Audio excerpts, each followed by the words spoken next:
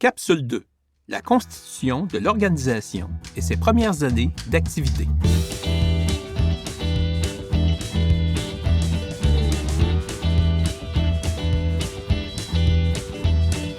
Dans les années 1910, l'action des trois grandes coopératives, on parle alors de centrales, permet de mieux structurer l'action des coopératives agricoles. De plus, elles ont tiré avantage des commandes en lien avec les besoins militaires et civils découlant de la Première Guerre mondiale en Europe. Cela étant, il s'avère que ces centrales se concurrencent entre elles pour recruter le même producteur. De plus, elles ne regroupent qu'une fraction des 138 000 exploitants de l'époque. L'idée d'une entité unique fait son chemin et au printemps 1922, menée par un employé du ministère de l'Agriculture, une première initiative de regroupement s'avère infructueuse. Mais les pressions sont fortes pour récidiver. La conjoncture économique difficile de l'après-guerre et des tensions politiques, dont le saut en politique du gérant Auguste Trudel, dans un parti opposé aux libéraux au pouvoir, mène le ministre de l'Agriculture, Joseph-Édouard Caron, à forcer la main et provoquer la fusion des trois centrales coopératives. Ainsi, le 31 octobre 1922, plus de 200 représentants de coopératives agricoles et des trois centrales se retrouvent dans une salle de l'Hôtel de Ville de Québec. Et après l'acceptation des termes de la charte de la nouvelle organisation, les trois centrales entérinent la décision.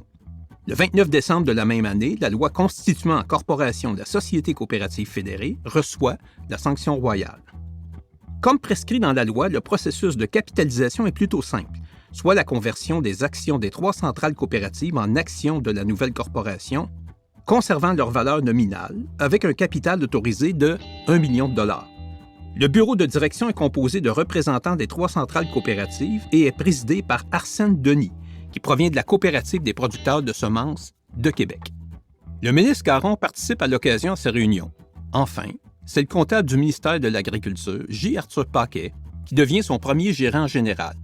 Cette très grande proximité du ministère sera d'ailleurs dénoncée par la toute nouvelle Union catholique des cultivateurs, qui porte aujourd'hui le nom de l'Union des producteurs agricoles, qui est fondée en 1924.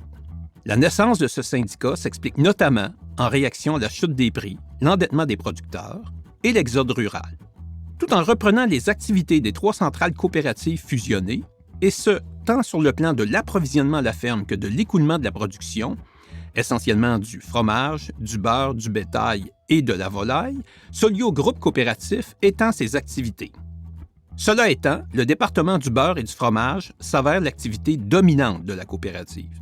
De 1923 à 1929, c'est 45 % de la production totale du fromage qui est traitée. Bien que le siège social soit à Montréal, l'organisation dispose de succursales spécialisées dans les cantons de l'Est, en Beauce et au Saguenay-Lac-Saint-Jean. Le départ définitif de la règne politique du ministre Caron en 1929 et la crise qui suit le crash boursier à Wall Street ouvrent un nouveau chapitre dans l'histoire de l'organisation.